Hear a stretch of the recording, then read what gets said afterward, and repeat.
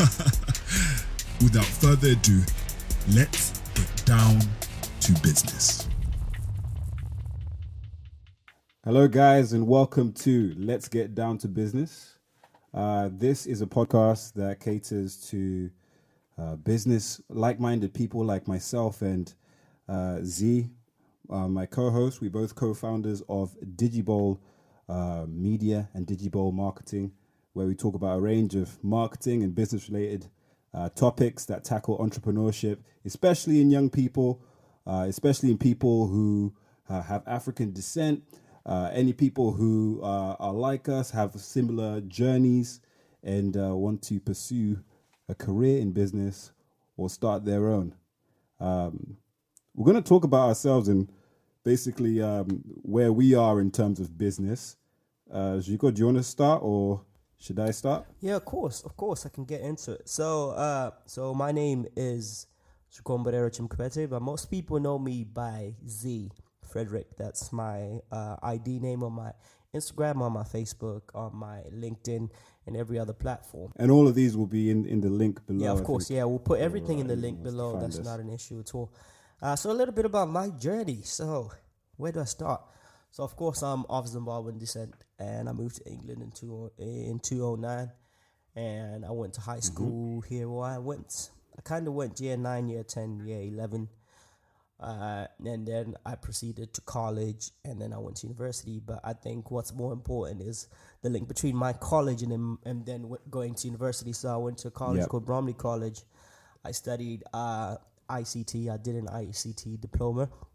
And after that, I wanted to pursue my passion and my love for music. So I decided to do music and sound technology at a university. I can't really name the university because I've had a bit of bad experience with it. Let's just call it the bad experience university. Or let's call it the generic university because you're going to see the correlation a bit later. But yeah, okay. The traditional university. So I went there for about a year, and actually I went there for about 2 years. I studied music and sound technology for a year, and once I was studying music and sound technology, I got introduced to physics and maths, which is something I didn't really know was going to be in music and sound technology. In my head, I just thought, I'd study music and sound technology, become the greatest producer there is, be signed out to a big record label, and life will move on happily ever after. But then that's not really how it happened. So cut the long story short, I ended up living oh my God. He's mentioned it. He's only going to mention it. That awkward moment when I mentioned the name. But anyways, so you left it, and where did you go after that?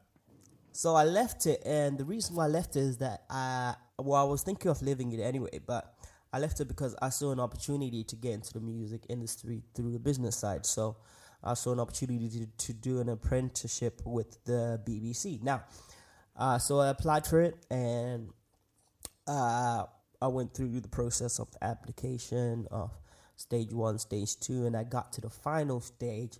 But unfortunately, I didn't get the place. Funny thing is that my friend who then, or I would say my colleague who then got the place, actually didn't like working for them, which is crazy. But yeah, that's another topic we'll get into a few episodes later. But then, I didn't get it. But then the apprenticeship works on the basis that they have a network with the university. So we do 4 days of working within a business itself, and then 1 day of studying. And that university was Pearson Business School. Yeah. So they offered me a place. They offered me a 50% scholarship. They said, come see our facilities and come see what we're all about. They were not just trying to sell. They were trying to really tell us what they were about. And what Pearson Business School is really, it's a business school or a university that is powered by industry. So what does that mean? That means that a lot of, if not all, a lot of the modules we do or a lot of the work we do is really integrated with industry. So we do a lot of more seminars and workshops than we have lectures. So in our seminars, there will be, simulated kind of situations or, in a way, hardships that businesses are facing, and we have to come up with solutions. And in our workshops, sometimes people from the industry come in. So, Pearson Business School is part of Pearson, the educational company, which is a FTSE 100 company, right? So the company itself has a lot of partners, in every single industry you can imagine, right? And so what they do is they link the business school with these partners. So sometimes we have workshops where we actually have to go into these businesses and solve some of the problems that they're facing. You know what I mean?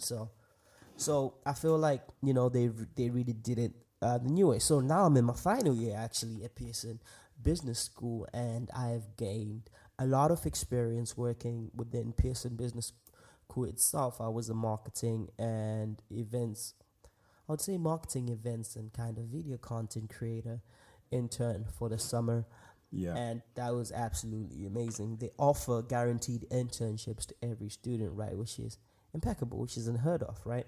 But yeah, that's my journey so far, and that's where I am. But then, as I was growing in Pearson College, that's where I met interesting people that were motivating me to really get out there if I want to get in the music and the media business, because I really want to get into the music and the movie business and kind of film business, because I come from an economy where it's not really publicized, as we both know. Yeah, absolutely. So my mission was, even when I wanted to be a superstar, I didn't want to be a superstar because I just wanted to be a superstar. I wanted to be a superstar so that I can go back to my country and discover make everyone else superstars. Exactly. That was pretty much my intentions, right? So now that I've been, studying business and I've met all these interesting people, I've actually realized that there's more power within the business itself than being a superstar. So I was like, okay, cool. Seems like I'm on the right track. But then, but there's no buts actually. So that's pretty much where I am. I think and from that we've grown the brand. Yeah. I think, like me, in terms of future, we both are students of life, and definitely, I'm personally a shameless copycat. So I will look at a business, I'll analyze it, and I'll see what makes it special, and then that's right. I'll try put that into myself and these ventures. And I think in the future, me and Z will definitely be going out in the world and actually, owning our own business and being the entrepreneurs that we've already started or initiated with this podcast, with certain other things that we're doing to keep up to date. Please do follow our channels and things like that. But yeah, let me tell you a little bit about myself. Yeah, go ahead. Yeah. So, started off in Warwickshire, and parents both scientists. I was pushed towards science majors and science subjects. Right. Yeah, that's right. Hey, it was hard, Common man. trend. It was hard. Common trend in African families. So I suppose being a businessman was more of a wheeler dealer. He took the walk, walk the talk type person. And that's pretty much where I personally wanted to go. So after doing years of science at A level, I then chose to do a degree in economics. I was put on hold for Essex Uni, and then I actually ended up doing a business and entrepreneurship degree where I really excelled and really found my passion for marketing, which I later on did a master's, and then I went straight into industry from master's. And I worked for a technology company. So they made apps, but they also employed 250 plus people. So it was quite a big company. That was E-Tech. From E-Tech, I took everything I could. My CV was packed, and started going. CV. It was so much stuff that I learned at E-Tech in such a small amount of time. So I went on the road and looked for another job, more specialized, became a marketing executive for another app company, and bounced literally from sort of job to job, looking at what I could offer and what I could give. Until now, I'm in a job. I work for a marketing company in Banbury, and they do pretty much graphic marketing. So the classic sort of billboard stuff that, not so much the digital, but in my space at work, what I do is very much rooted in digital marketing. And very entrepreneurial. Just like Z, we've always been looking for ideas, whether that be ideas in the family where we make videos in the family, or whether it is like we, for example, he'll be heading things in social media and testing out different things there. I'll be, doing the same, making sure that any opportunity that we see, we try to capitalize and see how We people can try and respond. capitalize and learn. Yeah, exactly. That's right. Exactly. And that's pretty much what the show will be about. So that's what you can expect from the next couple of weeks. What we'll be talking about will be different areas of business, including some segments where we may specialize on a particular business and highlight exactly what we think went right or went wrong. And businesses mainly do things wrong. So we're going to be looking at all the wrong things that they do, seeing how they reversed it or how they could reverse it. And How they could reverse it, yeah. So important to I feel there's a lot of how a business can reverse this, yeah, of course. there's a lot of areas where me and Z can help actually look critically at, both being students of business. And also, it's a journey. So sometimes we may not always be right, but sometimes, the business might not always be right, and you'll see that. What it's about is growing, learning, and being the best entrepreneur you can. That's right. So, get it. should we get into the topic? Yeah, let's get into some topics, man. I mean, that's what we're here for, right? All right. So the first topic that we thought we would discuss is basically the grassroots. So when an individual wants to get into business, what is faced for them? And I think nowadays what's incredibly important is the journey you take at A level. So when you're 18, and then also when you're 16 at GCSE, that is apprenticeship or going the degree route. What is That's the right. benefits and what is our thoughts and our interactions? How have we been interactive within these journeys of apprentices that we know and the journeys of people who went to university? Me and Z both went to university, for example, but also I've had a lot of interaction with apprentices, and Z's actually That's had a right. lot as well in a completely different way to myself. So straight off the bat, do you want to talk about, let's say, I don't know, the benefits of apprenticeships or anything like that? What do you want to talk about? I think apprenticeships, right? So here's the thing: the apprenticeships have been growing immaculately for the past few years, and I think one of the main reasons is that a lot of university are still kind of teaching outdated education. Couldn't agree more. So specifically, like the things that can't really be changed. So like like the medical industry, of course, maybe technology is being integrated, but then stuff like sciences, they've always been sciences, and they'll always move a similar way. They don't move at an increasing pace. But then with stuff like business, anything to do with business, whether it's accounting, whether it's finance, whether it's marketing, whatever it is, like HR, anything to do with business, I feel like there's absolutely no reason why university should be teaching outdated information. Yeah. Right? Yeah. That's just one point. The other point is that the importance of experience, right? Yeah. Like I sit here and I wonder sometimes that, in a few years, would there be any reason for a graduate scheme? And here's my point. Like, the graduate scheme universities- should be a part of the Exactly. course. Exactly. You see, a As graduate opposed to scheme the should be finishing line. exactly. Yeah. It should be integrated within the course. Like, look at what the business school I attend is doing, right? So and I think they're moving towards that more than anything. I don't know if they'll admit it or if they'll come out and straight up say it, but they're moving towards degree apprenticeships more than anything. Because when I started, there was only the BBC apprenticeship, right? The Yep. BBC degree apprenticeship. And what a degree apprenticeship is different from a lot of the apprenticeships that are out there. A degree apprenticeship is condensing a little bit of normal degree application, so going to university and getting your degree, and industry, right? So instead of just getting a level 3 diploma, what you're doing is you're coming out with the same degree that anybody who went to a traditional university has, right? Yeah. That's what a degree apprenticeship does. Absolute game changer. But it is a game changer. But then there's a much bigger emphasis on experience. So, for instance, all the degree apprenticeships that happen at Pearson Business School are 4 days you're actually in the workplace. So you're not even at uni, and you're in uni at 1 day. Now, of course, it's a lot of pressure because you have to try and ram a lot of work within 1 day. But then the most important thing is that when you come out of it, you're highly employable, right?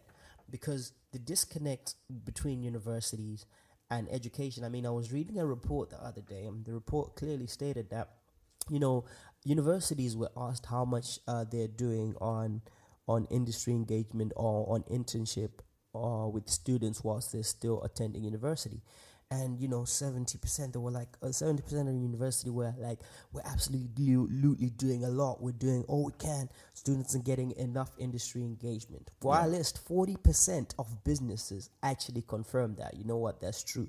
So you see the difference, the gap difference between university and industry. So that means that 60%, right, are actually not getting any of this kind of industry engagement. They're not getting internships.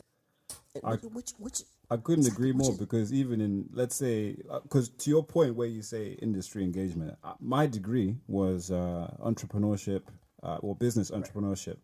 And let me tell you, I didn't get nearly as much industry engagement as I see when I look at some of the newer courses, especially the ones that you, for example, have been telling me about that are offered at Pearson. There's just incredible depth in which you can go to when you study business. But a lot of these universities may not actually even delve that far into the industry, or even try get relations with different companies where you can offer students to actually go and see exactly how a business is run, how a startup is run. Fund a startup and then let the students of the university actually go to the startup. That's why I say, what's crazy? What's crazy is that Pearson has, so of course we started with the BBC apprenticeship. Yeah. But now, if I can count them, I think we have about 8-9 degree apprenticeships in the last 2 years alone.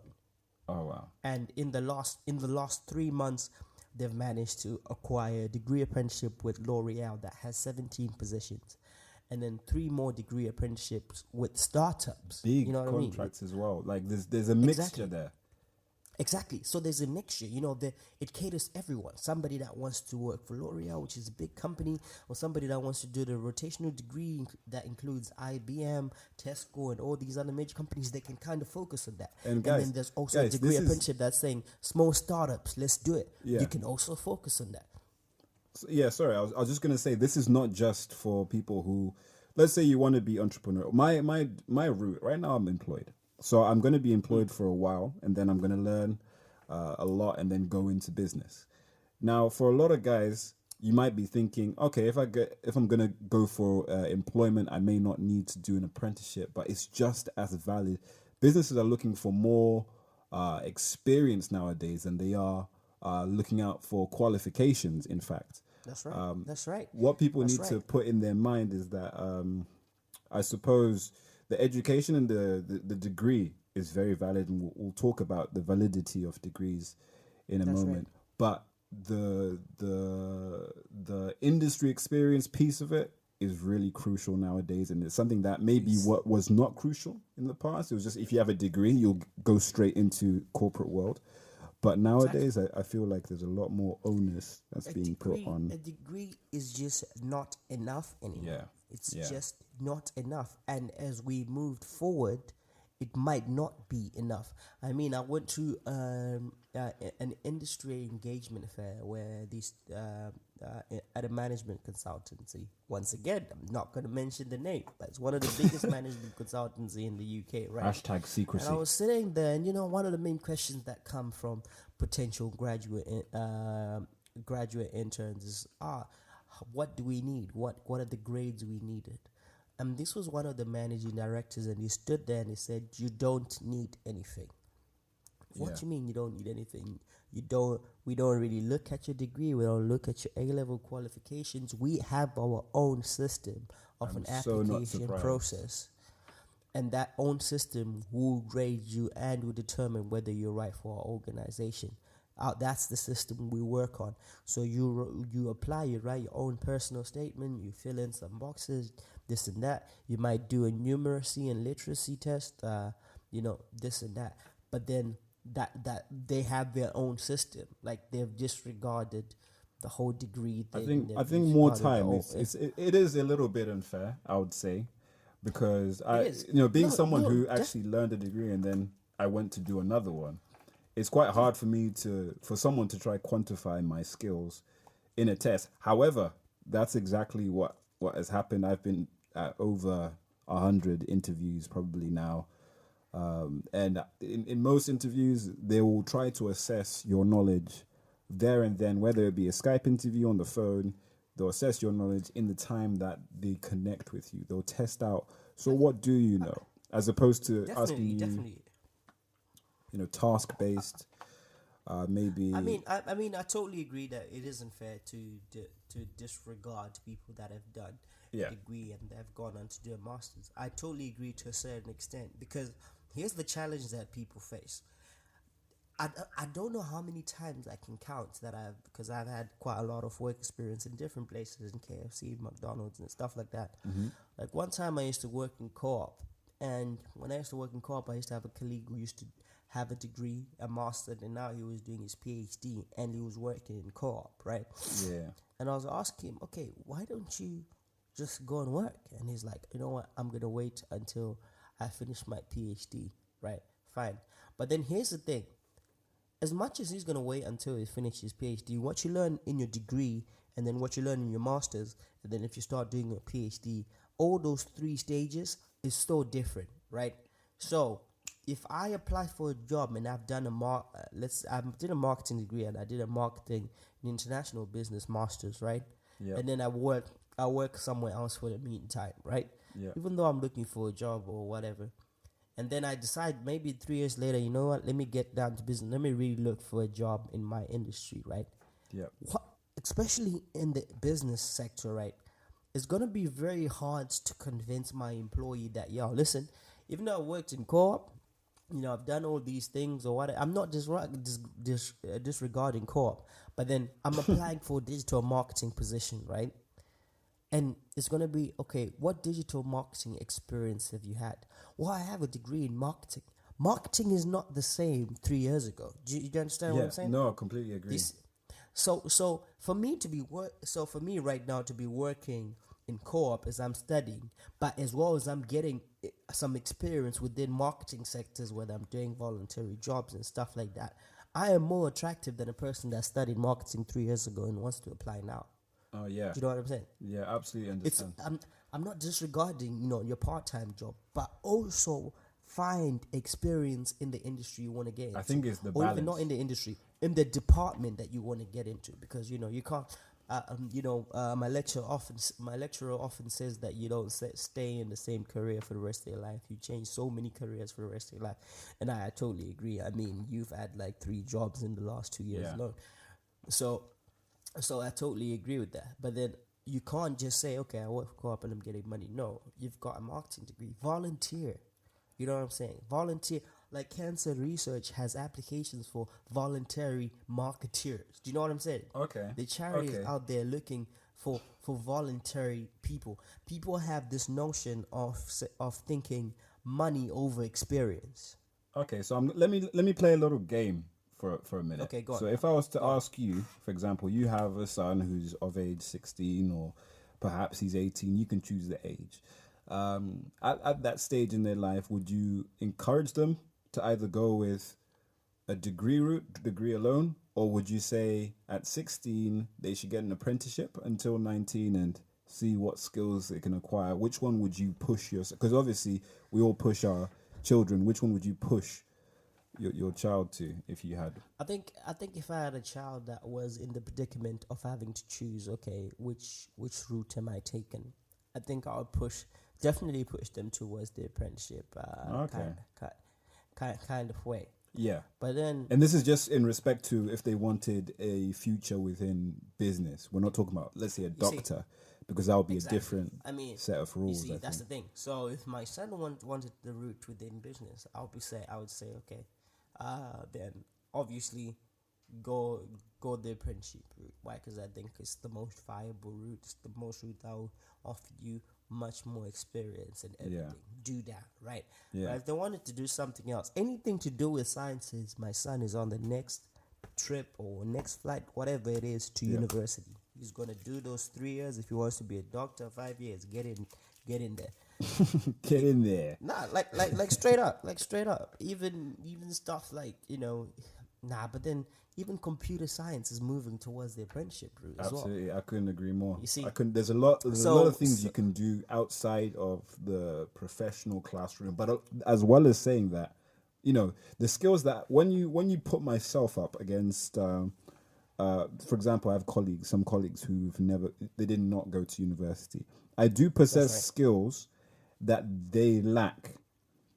However, the skills that I have are not enough to then quell their form of thinking, because when they think outside the box for strategy in terms of our marketing, they get it on the ball and they're still very good. But it's just I have a different form of thinking. For example, maybe writing, I'll be much more efficient, much better. I've had 3 years of writing essays, also 3 years of learning about Porter's 5 forces, Pestel analysis. Definitely. So these are the Porter's. Porter's 5 forces as a 6 force. Absolutely. I found out, but I think like as I got experience through, there's some things that I was learning. I was just like, okay, this is pointless. I did it. No, honestly, I feel exactly that there's some things which I haven't used, and also not only have I not used them, I forgot them. They're still at uni right now, still in the library. They're somewhere just doing an overnight exam right now, because I've taken them out of my mind and I'm not even thinking about them anymore. But things like the Porter's 5 forces and the Pestel and there's certain things that keep with you, but at the same time, can you not Google these things? Do you reckon? That's the thing. There's but it's the guidance. The uni has guidance as well, I suppose. Yeah, like Google is somebody tried it. If somebody not even tried. Somebody told me that this generation is so blessed. Why? Because there's just information at the tip of their fingers. Yes, that's fine. But information without guidance is bad information. Do you know what I mean? There you go. So there needs to be a little bit of guidance, a little bit of direction of where you need to go. So that's fine. But then like back to the point of the difference between you and some of your colleagues that didn't have the uni experience. There's been so many cases where I've been working and I realized that, oh wow, this is something I actually learned in uni. So there's some, there are going to be modules that you really love and you're going to see these principles and they're going to really make sense to you. Stuff like, for me, particularly stuff like brand positioning, right? Brand positioning has never been something that I've noticed, or actually, to be more practical, product positioning, right? It's something I've never thought of. When I used to work in co-op, I used to, stack the milk at the end of the aisle and stuff like that. Mm-hmm. Stack the bread at the other corner of the aisle, because that's the way we did it in the shop. But then only until I learned about product placement did I understand that, oh wow, that's a theory. Why do people stack the bread at the other corner of the store and the milk at the other corner of the store? Because the customer has to go through the store to get the milk and then to the other corner to get the bread and then come back to the till. In that time, he will scout over a few promotions. They'll see a few things that might find an interest. Their taste bud can change with the smell of the bakery. Do you know what I mean? Yeah, exactly. Yeah. There's a lot of things that you can meet on the way and you end up grabbing, right? But then that when I understood product placement, it absolutely blew my mind the next time I walked into Tesco. You know what I mean? You could see visually why exactly consumers I could will be see going it past. visually why it's done that way. So there are things that you're gonna learn from an academic perspective that are just gonna make sense, right? Yeah. They're gonna be fine, and when you apply those principles, it's gonna be like, oh, okay, wow, that's fine. So I'm not like completely disregarding education. Absolutely. I'm more promoting education with industry. There needs to be more partnerships between the two. Okay. There's also just some facts I actually pulled up and I wanted to share. So there's billionaire Jack Ma, owner of Alibaba. That's right. He was an advocate of education. Applied to Harvard 10 times. He then went to get his MBA and also had an undergraduate degree. So he placed a lot of emphasis on education. But you have people like Gordon Ramsay, Jamie Oliver, both took internships, both took apprenticeships, left school for Jamie Oliver with 2 GCSEs.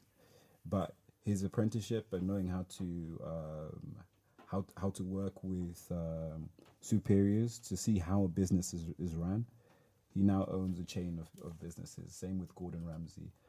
Tyler Perry and Russell Simmons, both great business people. Tyler Perry never went to college, and Russell Simmons never went to college either. So it's not. I'm not saying that you can't do anything without going to university, but in terms of business, it's a wide scope. So there's so many different business people. Yeah, I that think both with are viable. business, it's a very wide route. Yeah. There's so many ways to get into through the destinations, and I like some, like one of my biggest, I don't say idol because idol is a bit of a bad word. One of my role models. The mentors that they don't know the 'cause, mentors. Mentors. My role models. Idol is such a bad word. Yeah. I mean, actually, who told? Funny story is that the person that said I never say idol was Margaret Mumford, and Margaret Mumford was Lord Sugar's personal advisor. She used to be on The Apprentice. Maggie. The white hair. Oh, Maggie. Yeah, she came. Yeah, Maggie. Yeah, she came to Pearson Business School one time, and she was having a talk there and whatever. And one of the questions was, "Who's your idols?" And she was like, "I never have idols. You never people shouldn't idolize people, but what I have is role models." Anyways, back to the point. One of my role models, one of my role models is a guy by Gary Vee. You know Gary Vee. Yeah, Gary. And Gary Vee, didn't go to college. Matter of fact, he hated college. School of Hard Knocks. School of Hard Knocks. But then he also believes that, his way is not everybody's way, and I believe that. Like, I'm not the most academic person alive, but I'm glad I went to university. I'm glad that I'm in my final year. I'm glad about the things I learned. Yeah. If I could have used another route, I would have. But there are people that are good at that. I'm not saying if you study business at a business school, you're not going, or even at a university level, you're not going to be successful. You probably will. I couldn't agree more. It's also about you as a person. Yeah. You know what I'm saying? Can't. Yeah, completely. Exactly. Yeah, Because, I think that's something that most people will lose sight on. Yeah, go on. Yeah, definitely. I mean, because like I'll use you as my personal example, right? Yep. Like, even though your uni, wasn't giving you a lot of industry experience and a lot of industry engagement, Yeah. you made the best out of experience. At one time you were a warden. At one time you were student this. You started those piano classes, even though you haven't touched a piano in years, but whatever. Yes. You were really running an enterprise. I think that's what you understand is in you. So if you don't have the resources at hand, you will make those resources. Mine was, I didn't go out of uni, drop out and make an app, and then that wasn't the business that I chose, but I'm still on my journey. So the things that I did do will aid in when I do finally. Exactly. But then my point is, you may even though there wasn't, because my point is, don't just look for experience in your sector, but then understand that, especially if you start in business. If you start in business, any sector you can use your knowledge that you're learning. Any sector, I'm pretty sure as a house warden, or whatever they call it, flat warden, whatever you were, right? You were using a lot of the skills you were learning. Yeah, absolutely. So when you could take the skills you're learning and start applying them, then you learn better. A lot of my professor always says you learn better by actually putting into action, or you learn better by teaching someone what you have learned. Yeah. Yes. So teaching is very important, which is also a big part of these podcasts that we do. Yeah. The teaching aspect is us pretty much just telling you the journey that we went on, and then reflecting on that journey. You don't have to learn anything profound, but you can add to the discussion as well. And that's what means you got course. to do all the time. We just talk about different business ideas that we have and different observations that we may have on business, and that's how we keep growing. Yeah, I mean, yeah, totally, I'm totally with it. But in terms of, okay, of course, going back to I mean, I think that's a lot on our journey. But Yeah. in terms of like, which should people pick between university and kind of apprenticeships and degree apprenticeships? I think, personally, Yep. if you, if you're studying anything to do with business, I would say explore more options. I'm not saying take the degree apprenticeship route. I'm not saying take the university route. I'm not saying just wake up and be an entrepreneur. No, I'm saying really sit down and say, because I meet some people at my university, right? And I'll mention this guy because he's one. He inspires me, and his name is Andre Volante, right? He's a great academic, really cool guy. But then he's a business minded person. So he was starting businesses way before he even came into uni. So he came to uni as, I think I would really class his university journey, not that we've really spoken about it, as an enhancement of what he was doing. So there's loads of people that can start things. And if you, because you might stand there and really weigh out your option and discover that, you know what, I can invest in university, but in this market I'm really trying to get into, by the time I finish university, might have died. Do you know or what? might have grown too big And to I think penetrate. you just reminded me of a thing. So you said you might invest into university.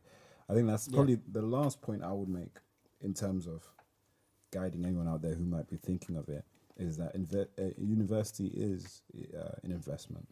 So you will be putting a lot of money into it. I think it's 9,000 a year right now. It might go down with a government that steps in or steps out, but that's neither here nor there. We all know about labor or anything like that.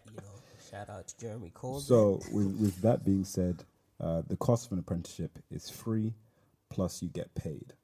So as an intelligent thought, think about the cost, but show a little bit of business before you enter the learning of business. And if you do want to think about that option, I feel I would definitely push whoever it is who wants to get into business, especially marketing, try to get yourself a nice apprenticeship. And like Z said, to begin with, a lot of apprenticeships can actually lead to degrees.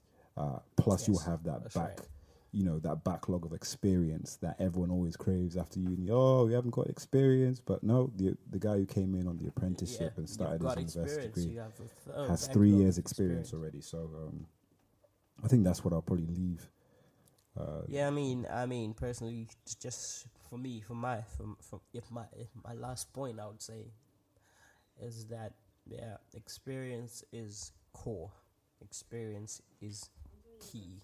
And not just, and I think people really need to understand that, especially if you're young and you're really getting into understanding the world of business, that you should put your experience over your paycheck any day, anytime. Put that experience over your paycheck. I can't. The thing is, I can't emphasize that enough. That experience is more important than paychecks. I was reading, I'm reading this book by Charlemagne the God, right? Yeah. And he speaks a lot about experience over paycheck, about, how he worked for about 6 months with no paycheck, just pure experience. And I think, this generation is so fixated with money. At a point, I was like that as well. I think when I really got another opportunity at Pearson Business School, like, TC, I was broke for like a year and a half. I didn't have a job. And I was volunteering at my uni. I'm a volunteer ambassador, is also part of Those were required as part of my scholarship, but then I volunteered as much as I could. Why? Because I really cherished the experience I was getting, and from that I got my summer internship, and now I'm still working with my video content creator manager on one of my modules. Experience has really opened a lot of doors for me, but it's also given me enough application to every knowledge I'm learning. Yeah. So I think if there's one thing I would say take away from this, whether you want to go to uni or you want to go to do an apprenticeship, but specifically for people that want to go to uni, if you want to go to uni, go for it. I don't despise it. I don't put anyone down for it. But when you're at that university, look for as much experience as you can. If the university is not supplying it for you, be proactive. A businessman is a proactive person. Yep.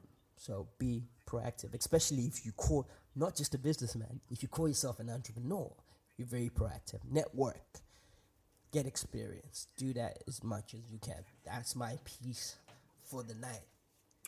Perfect. Well said. I think that was a very well thought out ending with the be proactive. I think in terms of whatever you do, just be proactive and make the experience count. Anyway, that's all that we had this first week, El Primero. So catch us next week where we'll be discussing a range of topics around this area. All right. Good night, guys.